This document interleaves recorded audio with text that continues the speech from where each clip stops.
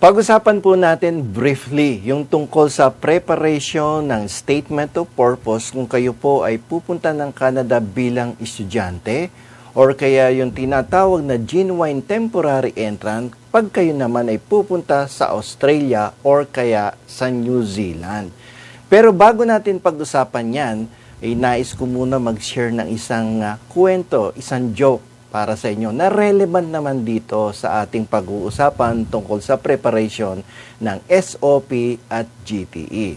Meron daw dalawang fresh graduates, sabay nag-apply at sabay ding na ipa-schedule for interview sa isang kumpanya sa Ortigas Center.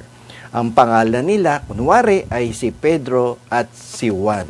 Pagdating nila doon sa interview schedule, si Pedro ang unang tinawag ng interviewer at ganito po ang nangyari sa loob ng interview room. Ang unang katanungan kay Pedro ay ganito: sino ang kasalukuyang presidente ng Pilipinas ngayon? Aba, biglang sumagot si Pedro, Ferdinand Marcos Jr. Ang bilis. So, pinalo up kagad. Pangalawang tanong, kailan na-discover ni Ferdinand Magellan ang Pilipinas? Aba, kabilis sumagot. March 15, 1521. Aba, sabi nung interviewer, medyo hihirapan ko yung pangatlong tanong. At ito ang kanyang pangatlong tanong. Alam mo ba na meron nang na-discovering gamot para magamot ang sakit na cancer? Matagal na po, ang sabi ni Pedro. So, tatlong tanong lang kasi. So sabi ng interviewer, o sige Pedro, lumabas ka muna at maghintay ka dyan sa may upuan at tawagin mo yung susunod na i-interviewin na ang pangalan ay si Juan. So lumabas si Pedro, pero sinalubong siya ni Juan. At tinanong kagad siya ni Juan. Ang sabi ni Juan, mahirap ba ang interview? Ano ba yung mga tanong sa'yo? Huwag ka mag-alala, madali lang ang tinanong sa akin. Basta ang sagot sa number 1, Ferdinand Marcos Jr. Ang sagot sa number 2, March 15, 1521. At ang sagot sa huling tanong ay matagal na po. Yun lang, kabisaduhin mo. So, dali-dali, si Juan ay pumasok dun sa interview room. At ang unang tanong ng interviewer kay Juan, what is your name? Ferdinand Marcos Jr. Ba, medyo nagulat yung nagulat yung interviewer, Ferdinand Marcos Jr. So, sinundan din ng pangalawang tanong. So, kailan ba birthday mo? March 15, 1521. So, medyo nagulat na naman yung interviewer at yung pangatlong tanong niya ay ganito. May sira ba ulo mo? Sabi nung si Juan, matagal na po.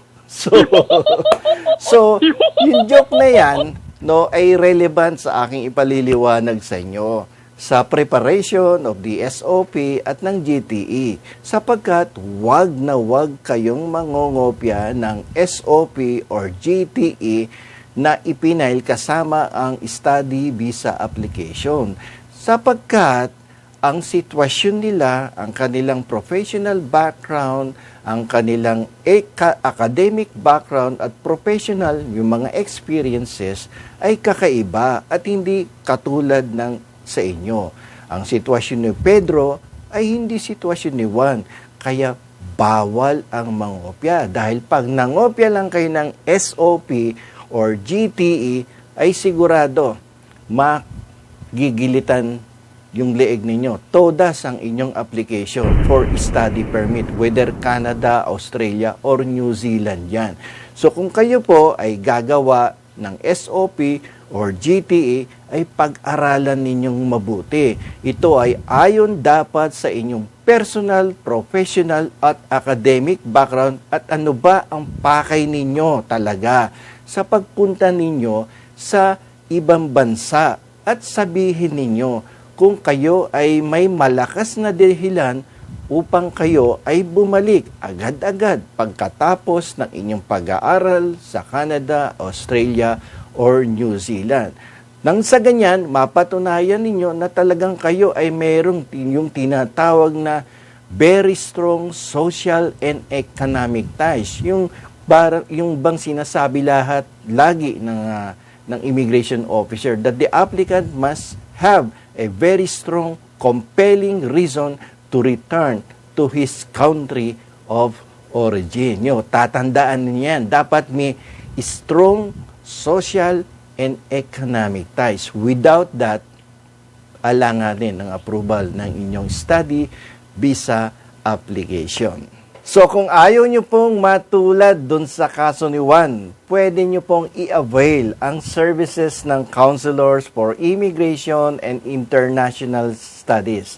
Ang opisina po namin ay grupo ng education at legal counselors. Ang tutulong po sa inyong preparasyon ng SOP or GTE at ng iba pang dokumento upang isumite sa Immigration Department ay mga eksperyensadong abogado at education counselors. Kaya kung gusto nyong i-avail ang services namin, pwede nyo po kaming puntahan sa aming opisina mula Lunes hanggang Biyernes sa Suite 1901, 19th floor, F. Ortigas Jr. Road sa Jollibee Plaza Condominium sa Ortigas Business Center, Pasig City. Ito po ang inyong lingkod, si Attorney Rene Bueno, at marami pong salamat sa inyong pagtangkilik sa aking YouTube channel na Bueno Law and Beyond.